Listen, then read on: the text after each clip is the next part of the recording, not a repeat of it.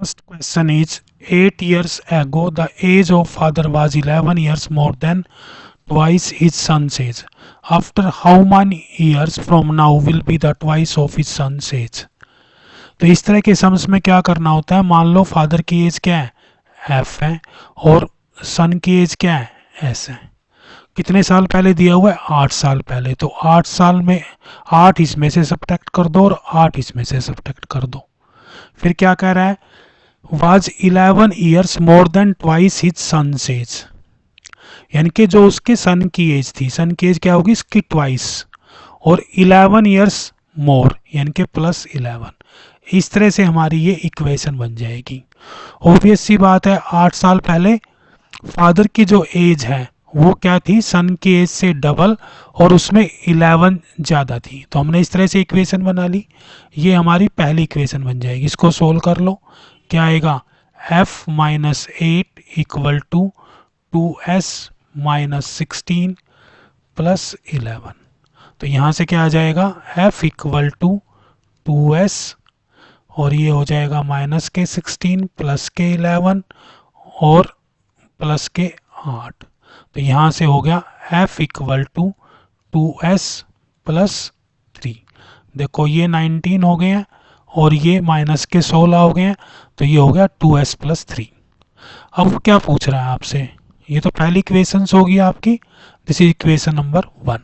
इसके बाद क्या करना है, after how many years from now will be the twice his sons age. मान लेते हैं कि वो के ईयर्स के बाद डबल हो जाएगी, किसकी, what will be the twice his sons age, कितने साल बाद, 2 के ईयर्स बाद। के ईयर्स हमने मान लिया है, तो यहाँ पे फादर लिख लेते हैं, और इसकी के ईयर्स के बाद एज कितनी होगी, एफ प्लस के होगी, उसकी ट्वाइस हो जाएगी आफ्टर के को यहाँ लिखेंगे और बाहर यूं लिखेंगे इसको। यहाँ पे ये वाली गलती नहीं करनी है कि 2s प्लस के कर दो। देखो के ईयर के बाद फादर की एज कितनी होगी, एफ प्लस के, सन की एज कितनी होगी, एस प्लस के, और वो ट्वाइस होगा, तो इसको 2 से मल्टीप्लाई कर दिया, राइट। अब हमें क्या करना है, यहाँ से हम फादर की एज, किसी की भी एज इसमें से पुट कर सकते हैं। क्या कर सकते हैं, यहाँ से जैसे f की हमारे पास वैल्यू दी हुई है 2s प्लस 3, तो इसमें इसको पुट कर दो, 2s प्लस 3 प्लस के, यहाँ पे क्या बन गया, ये 2s प्लस 2k, 2s से 2s कैंसिल हो गया, ठीक है। 2k, के इधर चला गया तो ये क्या बन जाएगा, 2k माइनस के, और यहाँ पे क्या बच गया, 3, 2k माइनस के यानी कि k इक्वल टू 3। तो इसका आंसर होगा फर्स्ट आफ्टर 3 ईयर्स, राइट। इसके बाद देखते हैं next sum, find the simple interest if a sum of rupees 400। तो ये हो गया हमारा 400। फार्मूला क्या होता है सिंपल इंटरेस्ट का, P into R into T divide by 100। Simply ऐसे चलना है। तो सबसे पहले हमने क्या लिख दिया, प्रिंसिपल लिख दिया है। फिर क्या कह रहा है, बोरोड फॉर 6.5 ईयर्स। अब 6.5 ईयर्स को आप कैसे लिखोगे, इसको ऐसे लिख लो, 6.5, 6 तो कंप्लीट हो गया और हाफ, तो ये बन गया 13/2। तो यहाँ पे लिख देते हैं 13/2। ये क्या हो गया, समय हो गया, यानी कि टी आ गया। अब क्या रेट, रेट क्या है 4, और अपनी तरफ से क्या लगाना है 100, बस सोल्व कर दो। 2 जीरो से 2 जीरो कैंसिल होगी, 2 2 जा 4, तो क्या बचा, ये 13 चौके 52, 52 दूनी 104, तो आंसर होना चाहिए 104। ये रहा हमारा आंसर। तो इस तरह के सम में यहाँ पर कंफ्यूज नहीं होना है आपको। जितना भी दिया हुआ है, जैसे 6.5 दिया हुआ है, तो ये क्या बन गया 6/1/2, 13/2। खोलते कैसे इसको, 6 दूनी 12 प्लस 1 13, 13/2। तो समय की जगह ये लिख देना है। इसके बाद देखते हैं नेक्स्ट सम। अब क्या कह रहा है, 9 man can complete A work 16 days, यानी कि 9 मैन किसी काम को कितने दिन में करेंगे, 16 दिन में। अगर एक आदमी को काम करना पड़ जाए तो कितने दिन में पूरा होगा, 1 मैन कितने दिन पूरा करेगा इसको, 144 डेज में। 16 को 9 से मल्टीप्लाई कर लो, यानी कि एक मैन का एक दिन का काम कितना हो गया, 1 डिवाइड बाय 144। ये हमारा एक मैन का काम आ गया, राइट। इसी तरह से क्या करना है, फिर क्या लिखा हुआ है, 5 women can do it in 18 days. तो 5 वुमेन कब करेंगी इसको, 18 दिन में। एक वुमेन कब करेगी, 18 इंटू 5 कितने हो गए, 90 डेज। एक वुमेन का एक दिन का काम कितना हो गया, 1 डे वर्क, कैसे लिखोगे, 1/90। यानी कि एक वुमेन एक दिन में कितना काम करती है, 1/90। और एक मैन क्या करता है एक दिन में, 1/44। अब करना क्या है हमें, कितनी चाहिए, 2 वुमेन चाहिए और 4 मैन चाहिए, राइट। तो इसको ऐसे लिख दो, 2 इंटू वुमेन का एक दिन का काम कितना हो गया, 1/44। इसी तरह से प्लस कर दो, 4 इंटू वुमेन का एक दिन का काम कितना, सॉरी गड़बड़ कर दी, देखो वुमेन, 2 वुमेन है, वुमेन का एक दिन का काम कितना, 1/90। तो क्या बन जाएगा ये, 2 इंटू 1/90, राइट। प्लस में 4 मैन, तो 4 इंटू 1/44। कट कर लो इसको, 2 से कट करोगे 45, यहाँ से कट कर लो, ये कितने में जाएगा, 4, 4 तिये 12 और 4 छिके 24। तो यहाँ वैल्यू कितनी आ गई, 1/45 प्लस में 1/36। इसका एलसीएम ले लो, एलसीएम कितना आएगा, 180। एलसीएम कैसे लेते हैं, एलसीएम अगर आपको नहीं निकालना आता तो हमारे चैनल पे वीडियो है, उसका एलसीएम निकालना आप यहाँ से सीख सकते हो। 45 और 36 का क्या आ जाएगा, 180। 45 को 180 से डिवाइड करो, ये वैल्यू आएगी 4। 36 को 180 से डिवाइड करोगे, वैल्यू आएगी 5। तो आंसर आ गया 9/180। यानी कि 2 वुमेन और 4 मैन का एक दिन का काम आ गया 9/180। इसको काट लो, कितना बैठेगा ये, 1/20। तो आपका आंसर आएगा 20 days.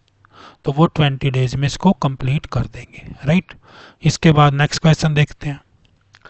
The current population of A town is 15,250, right. It increases by 25% and 60%। पहले साल में कितनी बढ़ गई, 25% प्लस। दूसरे साल में कितना हो गया, 60%, 60% प्लस होगी। और तीसरे साल में क्या हो गया, 57% डाउन।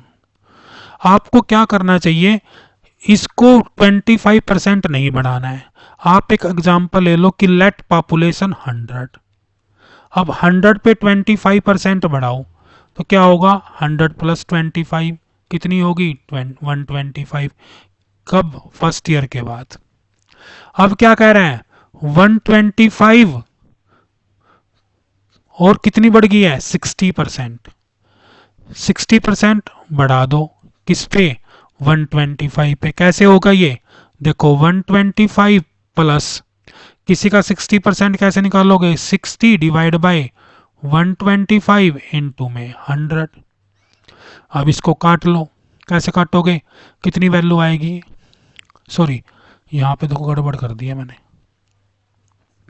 कैसे बढ़ेगी, 125 प्लस 60 डिवाइड बाय 100, क्योंकि 60% बढ़ी है, और इंटू 125।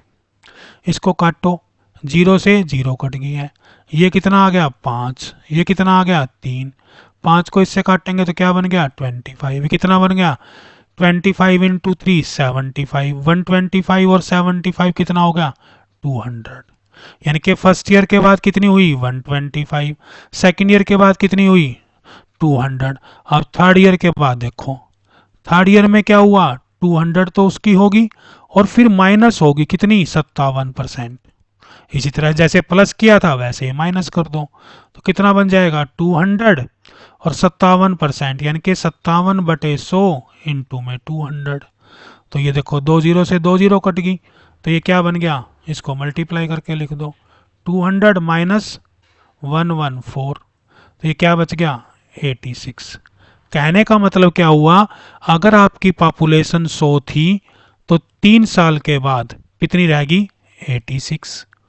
100 की कितनी बन गई 86। अब 15,250 कितनी बन जाएगी, कितने साल के बाद, 3 साल के बाद। इसको 86 से मल्टीप्लाई कर दो सिंपली, राइट।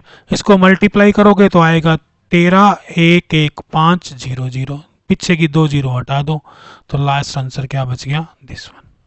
तो ये आपका हो गया this one, first is your answer. है ना कितना सिंपल। देखो बच्चों, अगर आप 15,250 को 25% से मल्टीप्लाई करोगे तो आपका बहुत सारा टाइम लगेगा, इसलिए हमने क्या मान लिया, सिंपल सा इसको 100 मान लिया और 100 के ऊपर कैलकुलेट कर लिया। 100 में पहले 25% बढ़ाई, सीधा लिख दिया 125, फिर 125 पे 60% बढ़ाई तो ये आ गई 200। किसी भी चीज़ का परसेंटेज निकालना हो तो सिंपल सा फार्मूला, तो मान लो किसी का 10% निकालना है तो 10% कैसे निकालोगे, 10/100। और जिसका भी निकालना है, मान लो तुम्हें 150 का निकालना है तो 150 का निकाल दो।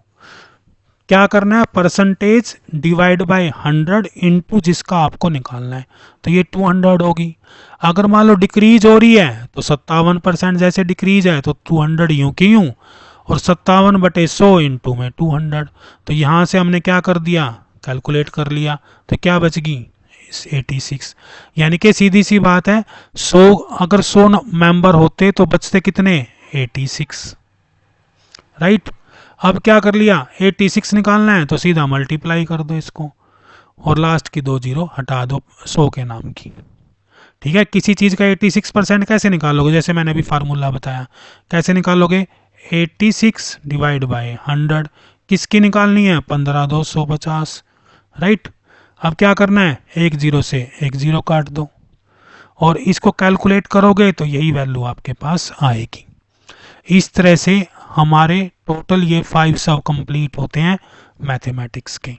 अगर आपको और भी वीडियो देखनी है हमारे साथ इसी तरह से रीजनिंग की, मैथमेटिक्स की और जनरल नॉलेज की, तो आप हमारे चैनल को सब्सक्राइब कर सकते हैं। सब्सक्राइब करने के बाद आपको सभी क्वेश्चंस का सॉल्यूशन बहुत ही इजी वे से समझाया जाएगा और स्पीड को भी मैंने कुछ फास्ट रखा हुआ है ताकि आप फटाफट अपने पेपर की तैयारी कर पाएँ। Thank you.